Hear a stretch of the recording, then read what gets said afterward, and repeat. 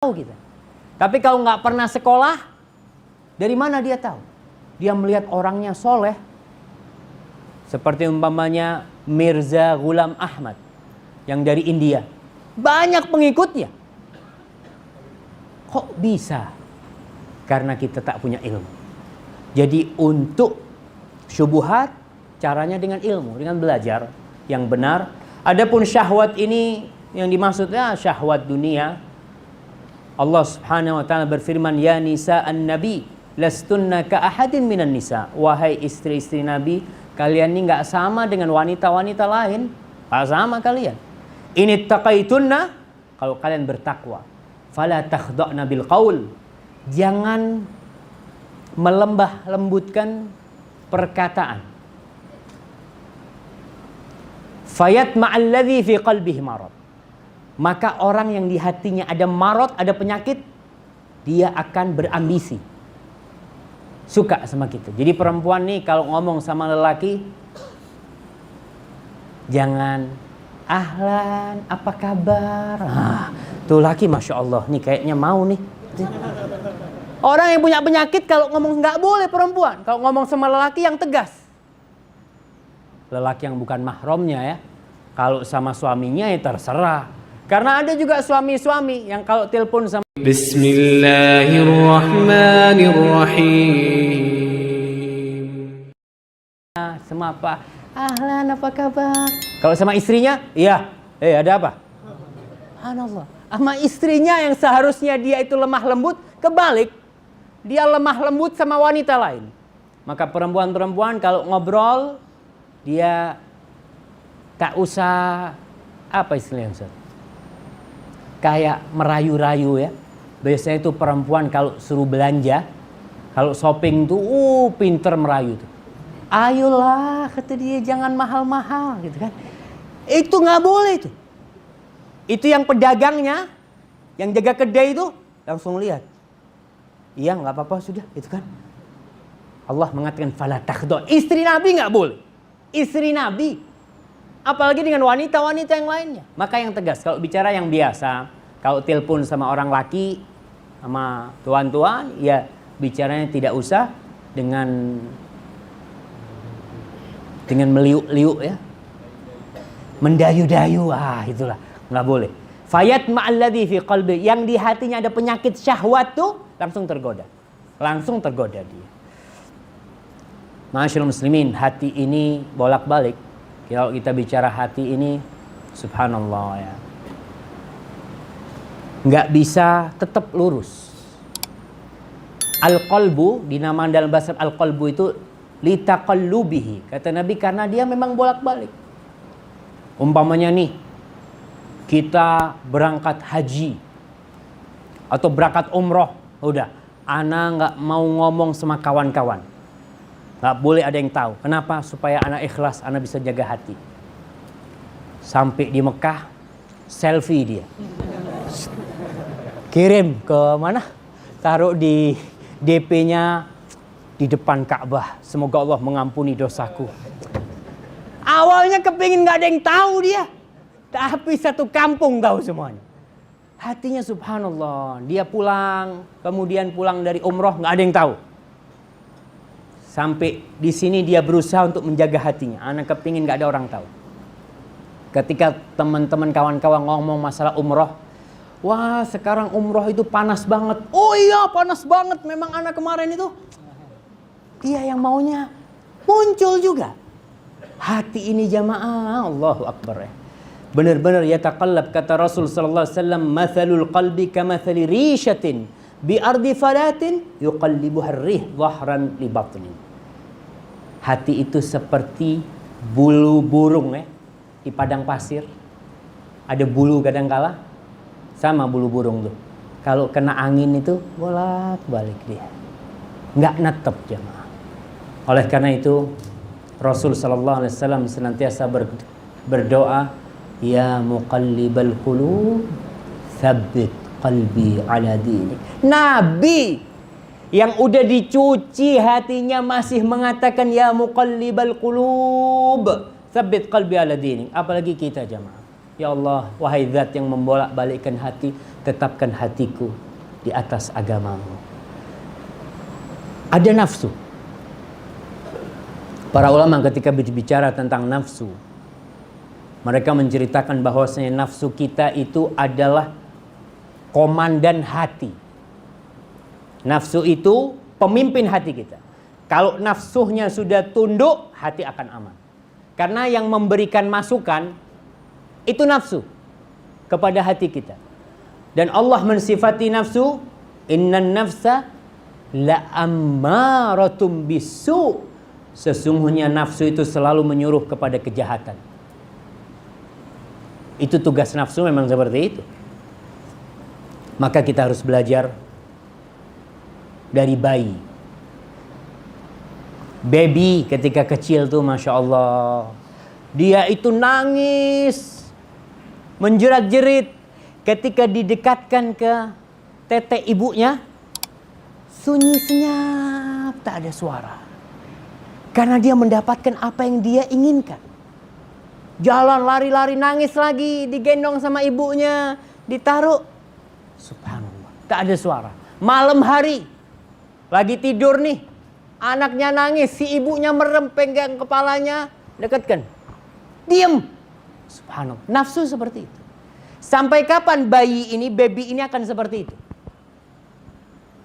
Sampai kita yang membuat dia tidak seperti itu.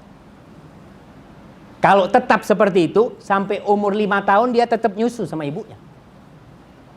Tapi kita harus berusaha untuk memisahkan dia. Sampai dikatakan an-nafsu katifli. In tuhmilhu syabba ala hubbir rada wa in taftimhu yanfatim. Nafsu itu seperti bayi itu. Kalau tetap disusuin, padahal sebenarnya ketika kita memisahkan dia dari susu ibunya, ada nikmat yang jauh lebih nikmat daripada susu ibunya. Dia ketika nyusu, dia tidak pernah tahu dengan nikmatnya buah cherry umpamanya. Dia tak tahu dengan strawberry, dengan jus-jus yang nikmat. Dia taunya cuma susu. Maka sang ibu biasanya dia akan tega memisahkan anak. Karena apa?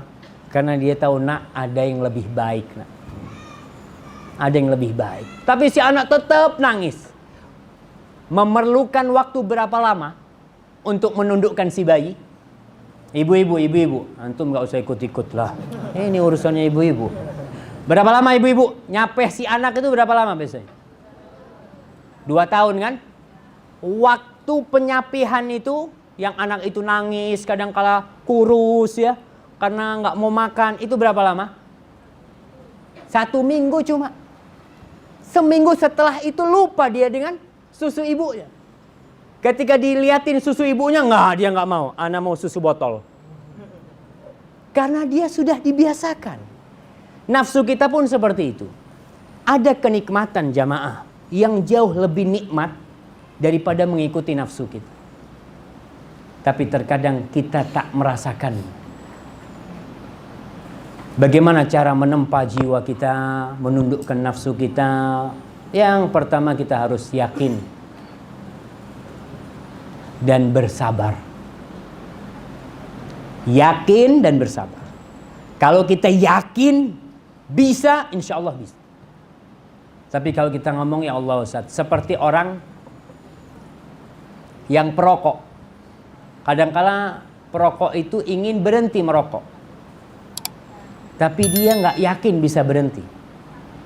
Susah Ustaz, nggak bisa berhenti. Ya gimana mau berhenti, orang dia sendiri yang bikin susah. Dia nggak yakin. Orang berhenti merokok yakin, ana bisa, ana yakin bisa. Bisa jamaah, subhanallah. Ana pernah punya teman waktu haji tahun berapa? Ketika haji, dia ngomong, Ustaz, ana ini meninggalkan yang haram-haram lainnya, masa ana masih merokok? Ana mau berhenti rokok, Ustaz. Dia ngomong mau berhenti, ana harus berhenti, dan mulai hari itu sampai sekarang tak pernah merokok lagi dia. Memang berat, yaitu sabar. Bisabri wal yakin tunalul imamatu fid din.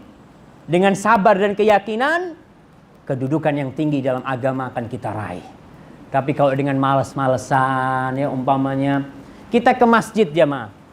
Terkadang buat kita, Ustaz, masjidnya jauh, Ustaz, capek jalan. Biasanya kita melatih diri kita berapa lama? Seminggu, 2 minggu, sebulan. Setelah itu kalau dengar azan, nggak bisa kita tetap duduk di rumah. Karena hati sudah ada di masjid jamaah. Nggak bisa. Bahkan sebagian orang yang biasa sholat berjamaah ke masjid, lalu dia karena kesibukannya atau apa nggak sholat, dia kadang-kala nggak sholat. Karena dia berpikir sudah sholat di masjid. Karena dia tak biasa sholat di rumah. Hatinya sudah ada di masjid. Dia lupa biasanya. Itu karena memang hati yang sudah ditempa dengan kesabaran dan keyakinan, insya Allah bisa. Nafsu kita bisa kita tundukkan. Karena nanti nafsu itu akan menjadi nafsul mutmainnah. Ketika mutmainnah baru masuk surga. Ya ayyatuhan nafsul mutmainnah, irji'i ila rabbiki radiyatan mardiyah. Fadkhuli fi ibadi wadkhuli jannati. Ana mau minta izin. Bismillah.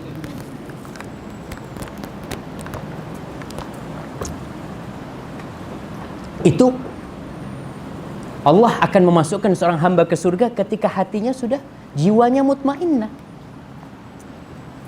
Kalau tadi contoh bayi, contoh yang lebih ekstrim nih, burung elang.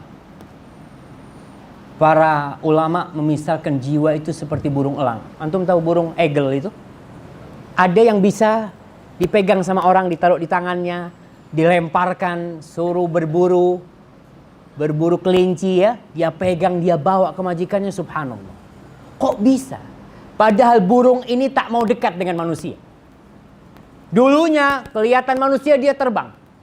Bahkan dia tak mau tinggal di dekat tempat yang banyak manusia. Dia tinggalnya jauh di gunung-gunung, di tengah hutan. Tapi setelah ditempa, dididik, itu burung bisa berhenti di tangan kita jemaah. Ketika kita lemparkan, dia pegang kelinci, dia tak makan tuh kelinci. Dia cuma tangkap. Dia tahu nih buat majikanku. Majikanku yang baik sama aku kasih dia ini. Arnab. Sini Arnab. Arnab, bahasa Arab Arnab. Masya Allah ya. Di Singapura kelinci Arnab. Ana minum lagi Ustaz, nggak enak. Iya, Arnab. Kalau Arnab jadi burung elangnya kita ganti soker. Bahasa Arabnya itu soker, burung elang itu. Jadi itu soker tuh, biar antum tahu bahasa Arab juga lah. Itu ditaruh di tangan jamaah. Deket sama kita dia. Nggak mau gigit kita, nggak mau dia. Bahkan dilepas, dilemparkan, dia datang lagi. Begitu pula jiwa kita jamaah. Bisa kita tundukkan. Yang awalnya dia suka dengan kemaksiatan, suka berbuat dosa, kita bisa tundukkan dia sehingga dia tidak suka kecuali dengan ketaatan kepada Allah Subhanahu wa taala. Dia mungkin yang biasa berbuat dosa, maka dia akan ganti dengan subhanallah walhamdulillah wala ilaha illallah wallahu akbar. Tuh, dia kalau baca itu tenang hatinya. Game-game, judi-judi apa yang biasa dia mainkan dia lupa. Bahkan dia kalau ngelihat kemaksiatan dia mungkin mau muntah. Karena dia tak suka. Seperti burung soker tadi itu. Ma'asyiral muslimin rahimakumullah. Ada yang penting dalam urusan rambu-rambu. Apa tuh rambu-rambu? Sama Ustaz? Tahu sama rambu-rambu jemaah? Nggak tahu Ustaz. Ustaz sama-sama aja Ustaz. Sama-sama Indonesia. Sama-sama Indonesia. Apa Ustaz? Rambu-rambu ini aturan Ustaz. Aturan lah. Kalau kita di Indonesia itu ada di jalan itu ada rambu-rambu. Rambu-rambu lalu lintas ya. Nggak boleh parking di sana, nggak boleh ini, itu rambu-rambu. Tanda-tanda lah. Ada 3 rambu-rambu penting, aturan yang kita harus tahu dalam urusan menyucikan hati kita dan menempa jiwa kita. Yang pertama, kita bisa bersihkan jiwa kita itu karena Allah bantu kita. Bukan karena kita sendiri. Jadi jangan merasa, ana lah. Kita bisa menempa jiwa kita karena Allah Subhanahu wa taala. Allah berfirman, "Falaula fadlullahi 'alaikum wa rahmatuhu lakuntum minal khasirin." Andai kata bukan karena fadlullah, karunia Allah kepada kalian dan rahmatnya, pasti kalian menjadi orang-orang yang merugi. Allah mengatakan di surat itu, surat An-Nisa ya. Di surat An-Nur juga ayat 10, ayat 14, ayat 20. Di Nur ayat 21 Allah mengatakan, "Walaula fadlullah 'alaikum wa rahmatuh." Andai kata bukan karena fadlullah, fadilah dari Allah, keutamaan dari Allah kepada kalian, wa rahmatuhu, dan rahmat Allah, ma zaka minkum min ahadin abada. Tidak ada satupun di antara kita yang bisa membersihkan hatinya. Ada. Jadi kita bisa bersih hati karena Allah Subhanahu wa taala. Walakinnallah yuzakki man yasha. Allah membersihkan siapa yang Dia kehendaki. Yang kedua, doa adalah senjata yang utama. Kita sudah berbicara masalah doa. Doa Nabi, salah satu doa Nabi itu ya muqallibal qulub tadi itu. Kemudian doa Rasul sallallahu alaihi wasallam, Allahumma ati nafsi taqwaha wa zakkiha anta khairu man zakkaha anta waliyuha maulaha. Itu doa Nabi. Hafal semua. Coba kita baca tuh. Allahumma ati nafsi taqwaha wa zakkiha anta khairu man zakkaha anta waliyuha wa maulaha. Masya Allah, udah hafal semua tuh. Masya Allah, sekali langsung hafal. Alhamdulillah. Itu artinya Allahumma ati nafsi taqwaha. Ya Allah, berikan kepada jiwaku ketakwaannya, dan zakkiha, sucikan dia. Kau sebaik-baiknya menyucikan jiwa itu. Anta waliyuha maula, kau yang memiliki jiwa itu ya Allah. Kau yang mempunyainya, maka kau yang bisa membersihkannya. Itu doa. Kemudian yang ketiga, rambu-rambu yang ketiga yang penting, bercermin kepada Nabi. Nabilah uswah hasanah. Karena ada orang yang menyucikan jiwanya dengan cara-cara tak islami, tapi seakan-akan islami. Seperti orang yang tak mau makan daging. Enggak. Ada kelompok yang mereka tak mau makan daging. Ana mau makan rumput saja. Insya Allah. Supaya hatinya bersih. Nggak bisa. Rasul SAW makan daging. Kalau ada ya, kalau ada Nabi. Kalau ada Nabi makan daging. Nggak ada ya Nabi puasa. Jadi kalau ingin membersihkan jiwa kita, menata hati kita, maka caranya gimana Rasulullah menata? Jangan bikin aturan-aturan baru. Umpamanya aku ingin menyucikan hatiku dengan bersemedi di sebuah, di mana di sana semedi? Di gua dia semedi. Kenapa? Aku ingin membersihkan. Nggak ada tuh dalam Islam. Ustaz, Nabi itu dulu bersemedi tuh di Gua Hira. Beliau ketika itu sebelum datang wahyu. Setelah datang wahyu selesai. Nabi nggak berangkat lagi kemana? Ke Gua Hira lagi nggak ada. Itu tahannut yang memang ada di agama sebelumnya dan sekarang udah diganti di dalam Islam. Yang ingin membersihkan hatinya dengan bersemedi di mana? Di masjid i'tikaf. I'tikaf berpisah dari dunia. Naam. Kita berangkat ke masjid i'tikaf. I'tikaf ke masjid 10 hari Ramadan, tapi tetap Facebook. Nah, ente memang di masjid badannya, tapi pikirannya ada di luar sana. Nggak boleh, berhenti semuanya. Kalau memang benar-benar i'tikaf, ya i'tikaf. I'tikaf itu mentahbis, menghabis, memenjarakan diri ya, memenjarakan tubuhnya di masjid, hatinya kepada Allah. Itulah orang kalau ingin caranya Nabi, ya itu ada i'tikaf di masjid, bukan i'tikaf di gua aja mah. I'tikafnya di masjid. Gimana Ustaz waktunya Ustaz? Boleh lanjut jemaah?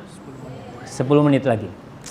Kalau tadi itu rambu-rambunya, aturannya, gimana langkah-langkah supaya hati kita bersih. Yang pertama, membenahi tauhid. Tauhid kita. Soalnya akar hati kita ini sebagai tempat tumbuhnya akar. Hasilnya, buahnya itu ya amal perbuatan kita. Kalau hatinya bersih dengan tauhid, maka semua amalannya insyaallah akan bersih. Allah Subhanahu wa taala berfirman, "Alam tara kaifa daraballahu mathalan kalimatan thayyibatan kasyajaratin thayyibatin asluha thabitun wa far'uha fis sama tu'ti ukulaha kulla hinin biidzni rabbiha." Apakah kalian tidak melihat bagaimana Allah memberikan perumpamaan kalimat yang baik? Kalimat yang baik ini adalah la ilaha illallah, kalimat tauhid. Seperti pohon yang baik pula, asluha thabit, akarnya itu masuk ke dalam bumi. Wa far'uha fis sama, cabangnya, rantingnya itu sampai ke langit. Karena akarnya kuat, dia diterpa angin tetap kokoh jemaah. Karena akalnya thabit. Wa far'uha fis sama tu'ti ukulaha kulla hinin bi'idzni rabbiha. Buahnya banyak sekali. Jadi orang yang bertauhid, yang benar tauhidnya, amalnya akan baik. Akhlaknya insya Allah akan mulia. Karena hatinya sudah baik, maka tauhid yang pertama yang perlu diperbaiki. Ibnu Qayyim mengatakan fa aslu ma tazku bihil qulub wal arwah wa tauhid. Dan pokok yang dengannya hati dan jiwa bersih itu yang pertama adalah tauhid kepada Allah Subhanahu wa taala. Yang kedua, memperbanyak amalan-amalan sunnah, dan kita sudah tahu kalau orang banyak amalan sunnah bakal dicintai sama Allah Subhanahu wa taala. Kemudian yang ketiga, keluarkan zakat. Bayar zakat. Karena Allah mengatakan khudh min amwalihim shadaqatan tutahhiruhum wa tuzakkihim biha. Muhammad, ambillah dari harta mereka itu sedekah, zakat,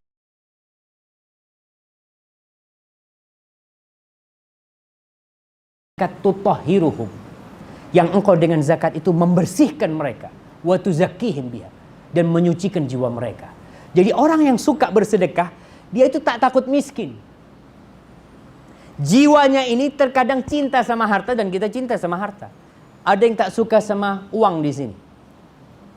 Yang tak suka sama uang itu cuma Arnab. Antum kalau kasih $10 sama Arnab tuh, dilihat sama dia. Nanti nggak salah ngasih duit sama dia. Kita nggak suka. Tapi kalau manusia, subhanallah, cinta dia dengan harta, tapi kita dipaksa untuk mengeluarkan. Dan itu bisa membersihkan jiwa kita.